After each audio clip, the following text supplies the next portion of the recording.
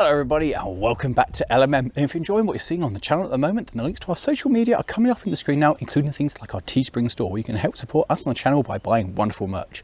Today for you, I have a treat and a half. We're here at the Embsay and Bolton Abbey Railway. Welcome to Lawrie Goes Loco.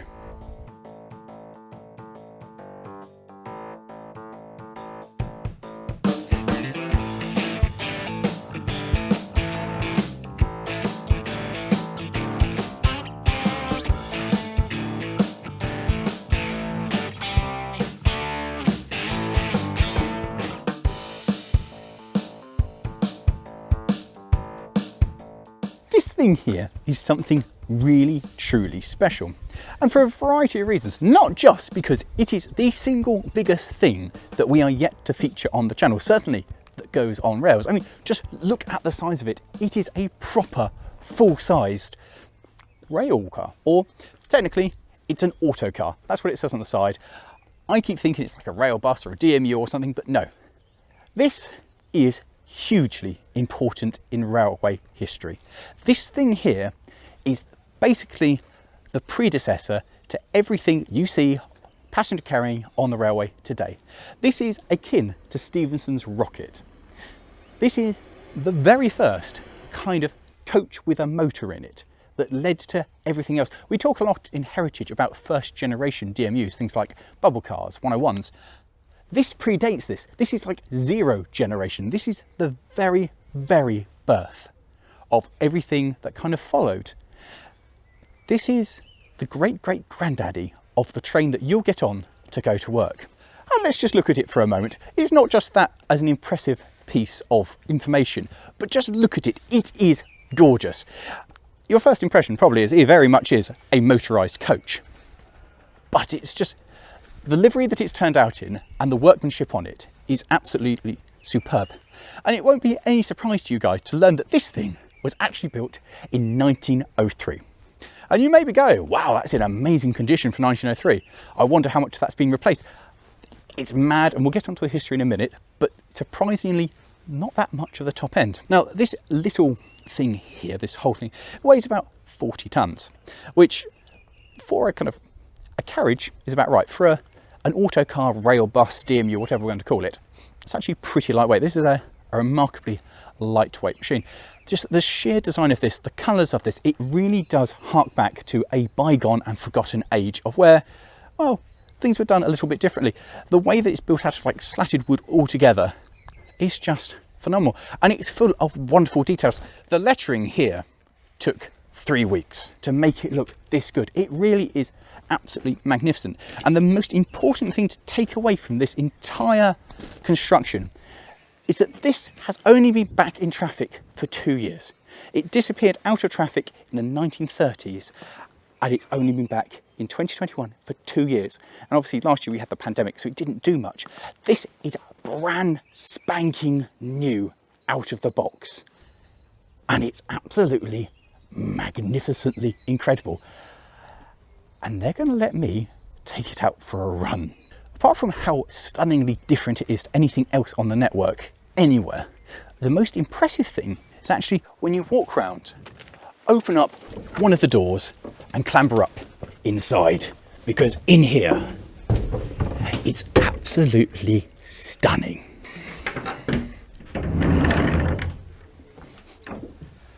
Well, there are some things that you get into and they just leave you feeling without adequate words to describe it. The inside of this is absolutely magnificently, insanely gorgeous, and it's such a trip back inside, and everything looks so new. What's incredible as well is some of these stickers, particularly the ones just back there, are original. I really mean it. Some of them have been replaced, but several of them are original. Finding a vehicle in this kind of condition is absolutely so amazing and so insanely exciting for railway enthusiasts like myself. I'm not even particularly into coaches and things, but this is so amazingly full of heritage. It's insane, and it's such a privilege to be on it. It's got many wonderful things, and coming from like a tramway kind of style tramway car, especially if you're American, a street car kind of style, It's got all these lovely handholds up here. It really feels like it's a tramway vehicle that you should be hanging from it. But then you've got all these up here, these wonderful little locks and roof ventilation boxes with all this beautiful glass. It's just gorgeous. And then of course, because it's like, you've got the clerestory top here, so you've got light coming in here, which just makes it all feel a lot more airy. It's wonderful. You've got little ventilators like here, which twist open to allow more air to come through. Here at the sides as well. It's just so beautiful. I just can't get over what a beautiful work of art. Being in something like this, it's an amazing occasion. It was, again, from that day where travel on railways was still a new and exciting thing, and being on something like this was an occasion. It does have some rather swanky features. For instance, if we're going this way, you'd want the seat to be here. If we start going that way, well, you don't want to be going backwards. So you reverse the seat. It's a very much a tramway style thing. It's very much a tram cart style of seat. Now these were all lost. These are all replacements, but they have been faithfully remade to be the same as how they would have been. It also has wonderful things like this. It's got curtains, so you can just black out a bit of the harsh sunlight coming through, upsetting your day. And these have only just been fitted. These are brand spanking new. It has, of course, had some things to bring it up with the time. For instance, up here we have LED lighting, which makes it a little bit more, well, easy to run, easy to maintain, and, you know, eco-friendly. And there are some other lovely things, like over here we have the fuel gauge, which is this wonderful thing slap bang in the middle of the floor, all kind of created out of ornate brass. It's absolutely spectacularly fantastic. Obviously, things have changed. Like the floor is different. We have these metal heater boxes there to make it actually something that's acceptable to be on, which is lovely. It's a nice touch. It really has been done and brought into a way that kind of feels like maybe if it had survived a little bit longer. These are some of the changes that would have been made, like the heater boxes to it. That said, the heater box down there, the heat will only run when the engine is stationary. Being around here though, it really is beautiful, and it's not quite Art Deco, but it's of that time where stuff was just a totally different way of building stuff, a totally different way of thinking about stuff, and a totally different way of going about stuff. All the techniques for building this are totally different, and you immediately feel it as soon as you get in it. There are some vehicles you get into and you immediately feel the history and you feel the significance, and this thing you just feel so special to be inside of. It's absolutely amazing, and the history about it is one of those things that just shouldn't have survived. As mentioned earlier, this amazing thing was built in 1903 for the North Eastern Railway, and it was designed by Vincent Raven, known for things like the big A2 Pacifics, which were not the A2 which you're thinking of, but the other A2, which was unusual because he wasn't actually the guy in charge at the time. And this thing was really ahead of its time. And to that end, it never really worked. Originally, it was outfitted with a remarkably underpowered 80 horsepower petrol engine. And as we understand it, this little thing ran away at full power the whole time, and it was controlled in a totally different way. It was much more akin to a tram with a big lever and a load of resistors. So you had constant voltage and you resisted how much was going to the motors, which is a very weird way of operating it. Obviously, having 80 horsepower, it meant that it was basically useless. And when I say basically useless, I mean entirely useless and underpowered. And that rather put the whole thing down as being a bit of a failure. As time went on, it was eventually re-engined to have a 100 horsepower engine, which made it slightly better. And then it moved on and had a 200 horsepower engine, which made it actually usable, provided that wherever it went, there was never a bank. On all the railways that it worked on, they were notorious for not having any kind of gradient at all. The thing seemed to find most of its use on the Selby to Colby line. Again, very flat, but there are other photos and the tales of it being in places like Filey and Harrogate. And there's also one photo of it trundling through York. I don't really know why it did that or for what the reason was, or if it's on test and it didn't work, but certainly this thing never went anywhere particularly exciting or did much at all. So it did survive into the NER ownership, but they didn't really like it. And so somewhere in the 1930s, it was out of use and it was sold off. This should have just disappeared, just like its sister, which had disappeared long before and we think been used for a source of spares for this one. A failed experiment, generally in railway terms, doesn't survive very well at all. And that's where things started to favour this one, because it was bought and moved and set up as basically a holiday home. And this was something that was kind of popular, that you'd buy a carriage, build it as your home, and then you'd expand around it. And there are several examples of these kind of places where it looks like a house from the outside, but you go inside, in the middle of it, there's a brake van, a carriage, a van, or something that's been built around it. And so this thing survived basically undercover, which means that everything around the woodwork is basically original. This hasn't been something that was left outside and rotted away. This is an amazing find of something that's been kept in outstanding condition, and means that it's actually original to the point that this is how people would have travelled. And it's so rare to be able to be in a vehicle like this with this kind of heritage. It really does feel incredible to be in something that's wooden over 100 years old. It's absolutely mind-bogglingly incredible. And of course, that's where the story should have ended with this. The North Eastern Railway Carriage Trust went around trying to find every last surviving carriage that still existed and compile a list so they knew where things were. And the main reason for doing this was they had several items of their own and they wanted to know where they could get things to nick spares from. This thing was discovered, but it was of no use to them because it's basically unique. It doesn't share any major components with anything else. And of course, it was just a wooden body. The chassis was long gone. And even the auto trailer that they have doesn't share any bits with it. So it was logged, it was kept, and it was kind of just forgotten about. For most people, at least. The current chairman remembers finding out about it long ago when he'd just got his driver's license in the early 80s. One of the first things he did was to head off to the house that was built around this, knock on the door and say, "Hello, is there a carriage in here? And can I come and have a look at it?"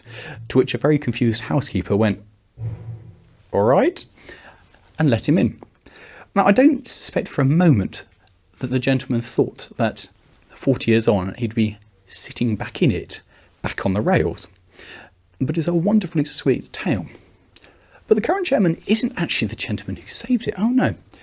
This all came, as it does, of all bad ideas, when you sit down for a beer with a friend. The gentleman in question who saved this, he was recovering from an operation and needed some entertainment. So out came the slide machines and the slides, and good stories about old, forgotten relics of railways were had, until the slide of this thing in a house came past. And at that point, an absolutely madcap idea came about, that this thing should be saved. This thing should go back onto wheels. And so in the September of 2003, the house around it was disassembled because it wasn't being used as a holiday home anymore. In fact, the owners wanted to turn it just into a bungalow. And this thing was recovered and brought out. And then the more insane thing came along, not just content with the idea of putting it back onto wheels and having it as an observation coach. No, that wouldn't be true to its true heritage. The absolutely insane idea of rebuilding a chassis, an engine and a control system for it came about. And over the next many years, this was done. The chassis itself is a Great Northern ex-milk wagon, which then in later life survived into preservation by being a crane runner on the North Norfolk Railway. So that's already got the right ties, and in fact the front bogie, the one at this end, is actually pretty much the right design for what this should be. The other end, that was borrowed from a Southern EMU, and that, being a Southern EMU, is not right for what this is. But it does have a lot of advantages. It's more modern. It has bits that you can actually get hold of. And also, considering from the viewpoint of the Railway Inspectorate, this is a new build vehicle. It's an old body, but everything below us is new. So that meant that working with things that people understood and there was documentation for made the whole process a lot easier.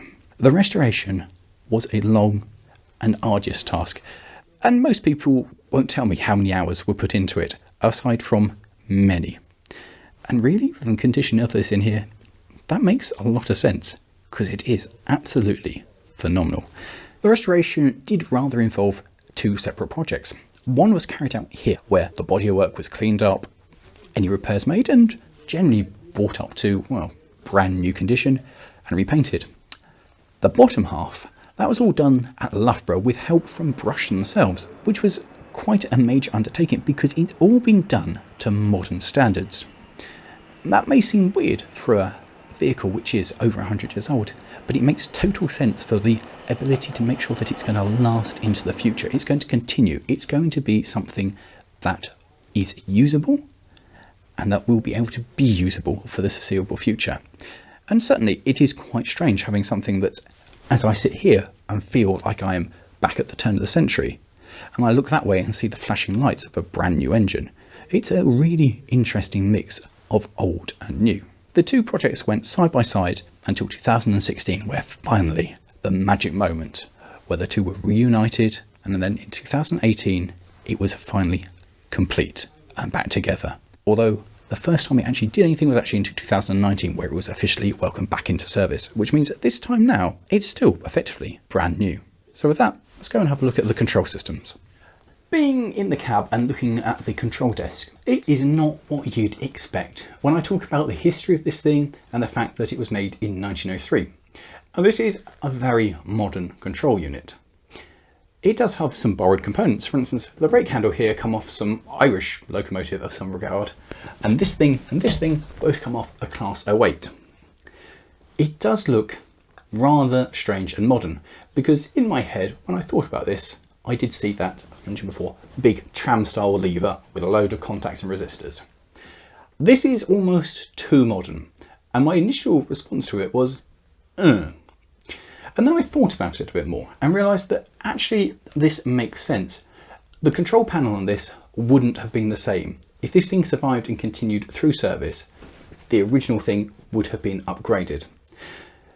And the idea behind the restoration and the rebuild of this and giving it this control unit was to make it something that was usable, to make it something that was modern and accessible, and that anybody could get behind and drive. So it's been done like this, and it is actually quite tasteful. There are lovely little things like the brass strip here to help make it feel slightly older. And when you sit in this nice padded seat here, which I believe came out of a Class 91, it feels right. It does feel like the correct system to have. It does, of course, have all these modern buttons. We have things like here, there's a buzzer to communicate with the guard, and very handily, there's a code written there so I understand exactly what he's trying to tell me. Starting over here, we have the brake. Now, this is the number 2 end. So this means that there's a cab here and there's a cab over there. So we have this brake here, and this can be locked out with this little thing here. So we can move that, and this will be in the locked out position for driving with the other end. Over here, we have the saloon heater button. So this will turn on the heaters in there, but it can only be done when we're not driving. Here we have our main reserve and the main reserve for the brake pipe. Here we have the brake application for both the bogies. Both the bogies obviously have brakes. This thing here is the control for the wiper, which just flicks back and forth. I will activate that. We have a fire alarm test button here, the engine shutdown button here. This is the air brake pipe gauge. So this tells us how much has been affected on the rest of the train, because this is designed to work with the auto coach. There is a sole surviving North Eastern Railway auto coach, also owned and based here. And the plan is to be able to connect that to this and run them together. So that will let me know that the brake is on my train. Across here, we have a couple of warnings. We have the engine stop warning. There's a fault. And then we've got wheel slip. Very useful things to have. We have a calibrated and working speedo here, the amperage gauge for how many electricities that you are generating that are going to your motors, a nice whistle button there. In here is your key for locking in which control panel you're using. So currently we haven't got that in, so we can't use the number 2 end. We've got this weird little reverser. Now, it has 4 settings, unlike most. Most reversers have forward, backwards, and middle. This one kind of has 2 mid gears. This one that I'm in now, it's engine running, but compressor off. So when you get out of one end and you move around to the other, you leave the engine running, but you knock it into this. And then obviously you've got forward, mid gear, and reverse. And then this is the power handle. Off, funnily enough, is the off position. On will get the thing moving, and then you have basically infinite notches all the way up to max power, which isn't really that much power. And then finally you have these wonderful toggle swatches here, which are the cab. These two, which were originally going to be for the headlights, which aren't fitted, it has lamps instead. And then this one here, which will light up the control panel. And then of course we have a rather nifty handbrake there. Because it's modern, it's fitted with wonderful features like a warning to let you know you've put it into gear with a handbrake on. which is quite useful because it means you don't drive against the brakes and ruin your brake shoes. It's a really nice kind of modern thing. It's a wonderful mix of old and new. And of course, there is one other modern thing that's been added, and that's the fact that down here we have a dead man's pedal, which means you need to continuously press down on that. If you take your foot off it for more than 7 seconds, it stops. It puts the brakes on and you very quickly and rapidly come to a halt. Again, it's that modification to bring it really up to modern spec, which means this is an incredible hybrid vehicle of a weird mix of the kind of wonderful quirkiness of the past and the accessibility and reliability of the future. So with kind of the things in here looked at and a vague understanding of how to make it go, let's go have a look at the engine and then let's go do some prep work and let's take it out. Coming to look at the power plant, we have what is, well, the most obviously different part of this and the thing that has been modernised the most. And that, of course, is this big black box, which if I open this up, it's full of blinking, flashing lights and indicators, something that very well could have been taken off the Starship Enterprise. And most of it I have absolutely no understanding about. It has fancy things like an engine diagnostic screen. It has many control and warning things here. It's all a little bit interesting. And this kind of array has come straight off an Intercity 125. Yes, off an HST. And there are many reasons for this. Firstly, it's done exactly what they needed to do. Secondly, the control panel and the control system in here has been made to be able to talk to the NER Autocar over there, so that these two can be coupled together and work together as a unit. It's very clever. It is, however, not how it would have been. And certainly the rounded glass and the black box do rather stand out against the absolutely designed with a ruler bit of square glass everywhere else. It is, however, a massive step forward on how it would have been when it entered service, with its asthmatic 80 horsepower petrol engine, which of course, back in the day, health and safety wasn't really the thing that it is now, and that was provided with absolutely no kind of bonnet protection, guard or anything whatsoever. It was just a noisy, smelly engine and a flywheel spinning around just up there, which meant that if you went and poked it a little bit, you risked being dragged into the machine and being munched up. Generally not a good idea. Things around here have also changed a little bit more as well. Obviously an 80 horsepower petrol unit isn't that large, and as it evolved and became bigger, the bigger engine forced things to come this way. And of course, this is the reason we have the doors here, because the passenger compartment was to be kept separate from the engine compartment, which is, well, I suppose quite a good idea if you've got a smelly little petrol. They were, in fact, at one point, very separate. When it was moved, this was cut down the middle. So if you look up above me, you'll notice that the clerestory is made out of steel. That way, it's made out of wood. So this was two very separate things which have now been rejoined, but everything going that way and above the engine is all steel now. And it's something you don't really notice from the outside until it's pointed out to you. You look up now and go, yeah, that's a bit interesting. It does look remarkably new and modern, and it's this really weird hybrid connection of old and new.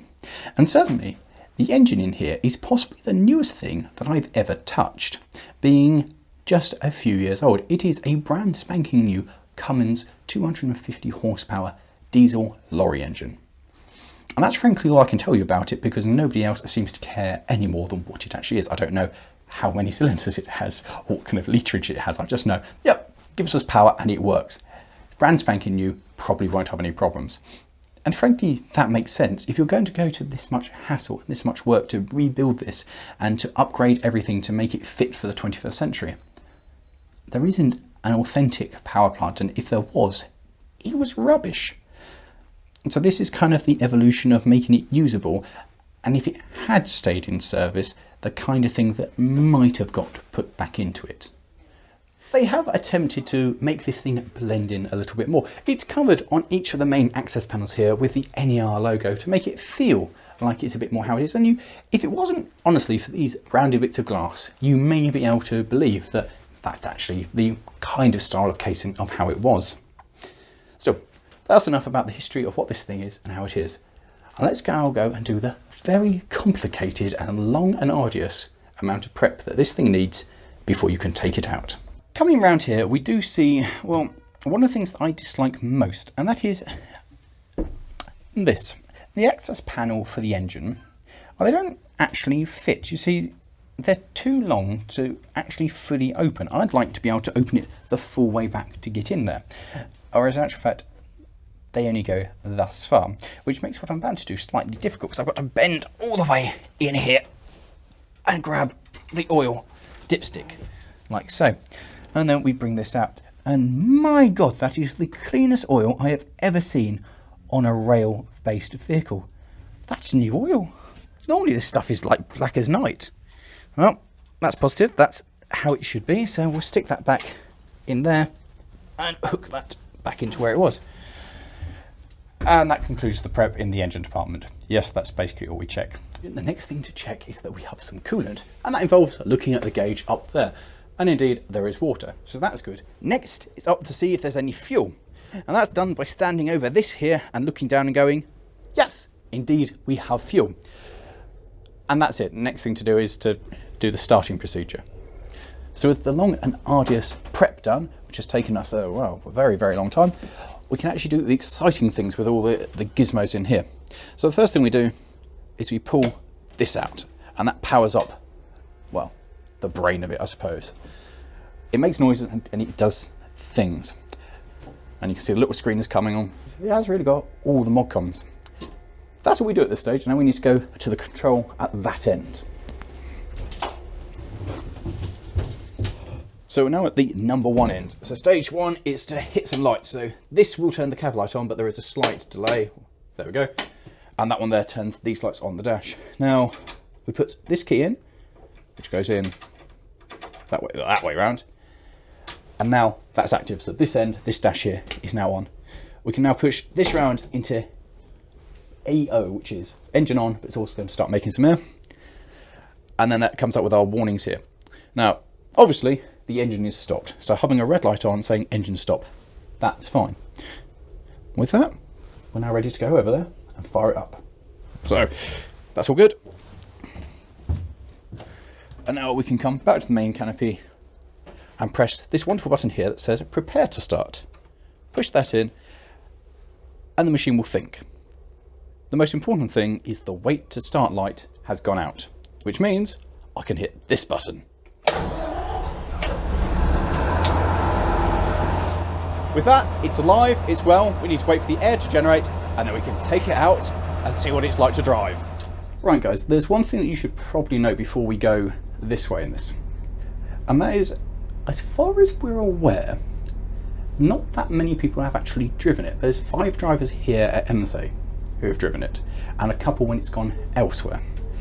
To the best of our knowledge, I'm driver number 10.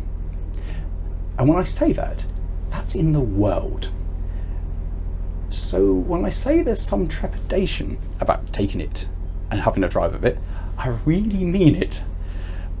This isn't like some of the stuff that I've driven that's rare and unique and there's not many of it, but lots of people have normally driven it. But this is a real honour, and I really mean it. And honestly, a little scary. I'm going to be honest, also very strange. So, the first thing we do is I put my foot down on the plate down here. The guard has indicated me with the buzzer that we're ready to go, so I can now give him 2 buzzes and let him know that we're going. Next, put the reverser into forward, and now we're ready to go.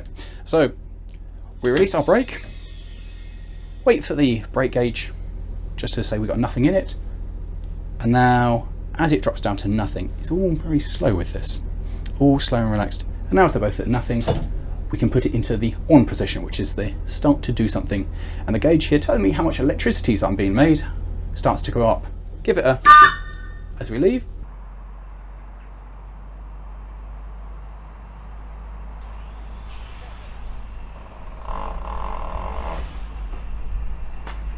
And now we've got some movement going on, I can now gently bring the throttle up. Now it's all very strange because when you move this, there's a delay, then the engine does something, And then when the engine does something, we get more revs. And then we get more electricity being made, and then the speed changes. So that's all a bit delayed and a bit slow. Also, I'm so detached this end from the engine, you can't really detect the sound of the engine changing. You're just kind of aware. It's the most weird and wonderful thing I've ever had an opportunity to drive, because it's just wonderfully quiet and wonderfully smooth. It's like gliding. It's almost at this end like we're rolling downhill, but we're not, because we're going uphill, which means I can give it a bit of power, which is quite wonderful. And it's certainly one thing that driving something like this, where you're right sat on the front, there's no bonnet or anything in front of you, it's absolutely wonderfully glorious, because I can see all this scenery, and this line is absolutely spectacular and far, far more enjoyable from the footplate. Now, coming up ahead of us, the line really does start to climb and work round through the trees, so I can open it up a bit more and try and get us slowly up to line speed. Again, because of the sheer level of how rare this is and how prestigious it is, I am being very, very gentle.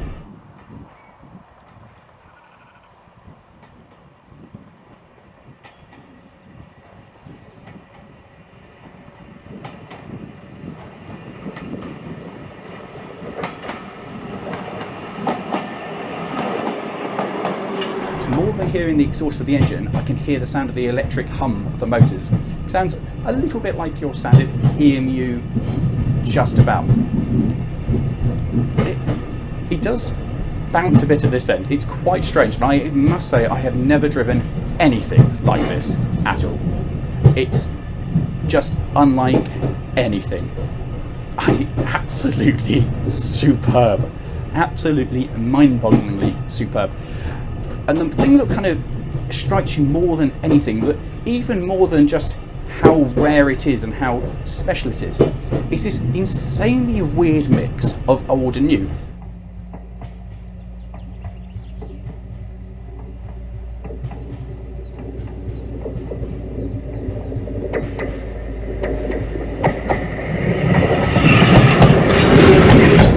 It's one of the easiest things I think I've ever had to drive. It's just wonderful. Throttle is simple. Everything on here works, which is, you know, for a heritage vehicle, having everything across the board to be fully functional, that's a rarity. It's just something magnificent. The words aren't there. It feels new, and I know in the terms of preservation, this only came back in 2019, and considering 2020 didn't really happen for most people, this is basically fresh out of the box. This is effectively a brand new thing. I'm driving a brand new rail vehicle. I don't want to say locomotive because it's kind of not. From a driving perspective, it's wonderfully open and airy in this cab. I've got a window over there that opens to give me a bit of fresh air coming through.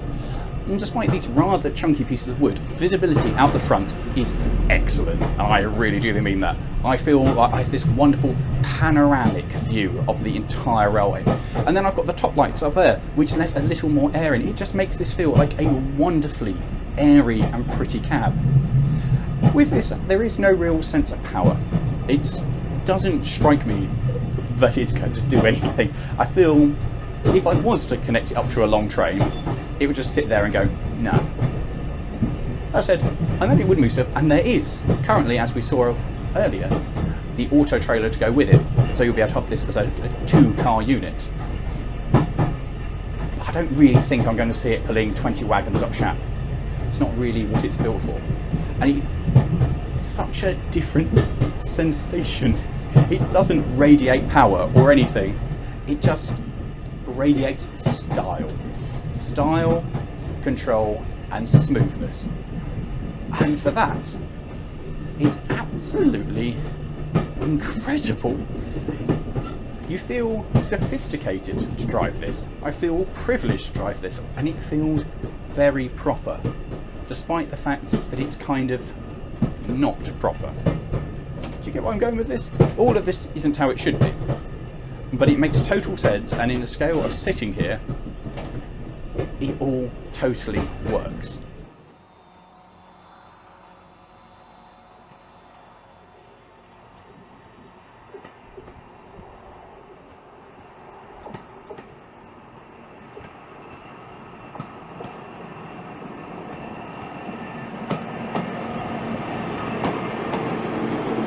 And I'll be honest, it is lovely to sit down in a seat, a comfortable seat at that, and be able to just enjoy driving. And certainly there's, I'm thinking ahead and thinking of what we're doing.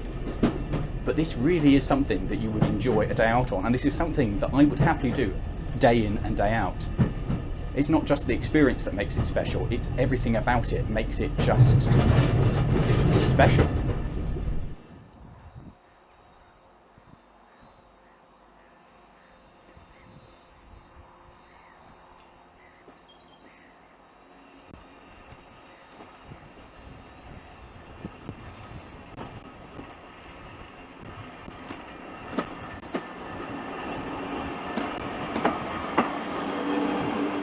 As we round here, we're coming up towards the halt, which gives me a wonderful opportunity to see what the brakes are like, because so far on my trip, it's all been uphill. So at the moment, I'm going to now knock it into the off position, which means we're basically coasting. And I'm going to try to put the brakes on exactly right to bring us to a nice controlled stop in the halt. As if I was going to pick up some passengers who no doubt would look on with absolute horror as they see me at the controls of this priceless and beautiful contraption. As it is, I might have just timed that perfectly. I don't really need the brakes, but regardless, as we roll in now, I gently bring them up. And the big thing with this is it does take a little bit to respond. You've got to be very gentle with them, because as soon as they do affect, there we go. Now that is a very, very, very gentle brake application, because this is a passenger carrying vehicle and we should be gentle and careful with it. This is the most smooth starting thing I've ever had the pleasure of driving, and you really do feel if you had passengers on board, they would appreciate that. They'd be going, this driver is good, he knows what he's doing. It's just beautifully, everything about this just feels so silky smooth. It's absolutely brilliant. Now, a lot of the locomotives and other vehicles that we featured on the channel have all of their wheels driven, and this is one of the few ones that I've actually had a go in, which does have trailing unpowered wheels. And do I notice the difference about it at all? No.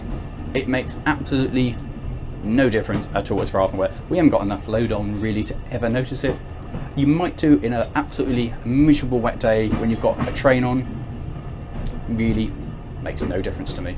In the terms of what it will pull, well, it will take the auto trailer, and that's all the railway is going to let it take. They don't really see any point of allowing it to pull, and probably, really, it won't pull anything else, especially not up the gradient here. I'm thinking all about this wonderful visibility as we continue our way back and how much I am enjoying the Yorkshire scenery. There is one problem with it. As I'm sat in the middle, which gives me wonderfully visibility slap bang in the middle of the track, it does mean that if I do need to shunt with this, if there's nothing else available, I need to do manoeuvres, well, I can't see anything. All I can see is either side of the cab, so I'd have to get out of my controls and stick my head out the window, meaning that shunting here is done with the radios. And on the point of that, with the exception of the whistle, that is the only negative thing I can tell you about this. That your visibility when going backwards, which is not designed to do, because there's a cab at the other end, is a bit poor. So if you do anything where you need to go backwards for any amount of time, you just isolate this end and walk through to the other end and carry on up there. So I'm really making a problem out of something where there shouldn't be a problem, because let's go that end. So that brings us back to the only issue with this is the fact the whistle's a bit hard to push. It's basically perfect.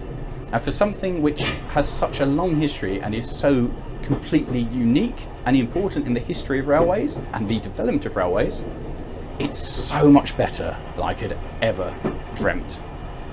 And one thing I'll say to you guys is you've got to come here and have a ride behind it and sample the modern railway vehicle at its very, very start.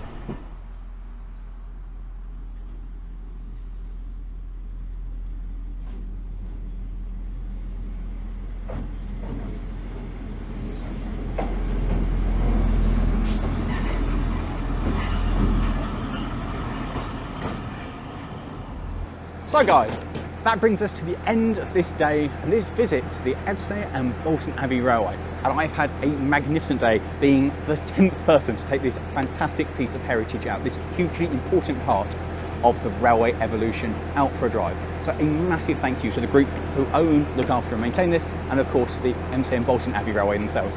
If you haven't been, guys, it's well worth a visit. And if you're interested in coming along, having a look, the links to their website are in the video description.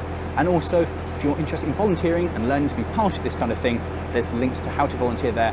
And if you want to get behind the wheel, well, in the cab of this thing, then there's also driver experiences that they do, which are well worth, because the guys here are lovely. And with that, guys, thanks for watching. I hope you've enjoyed it. If you have enjoyed this one, how about clicking over there for one of our other railway reviews? See you next time. Bye.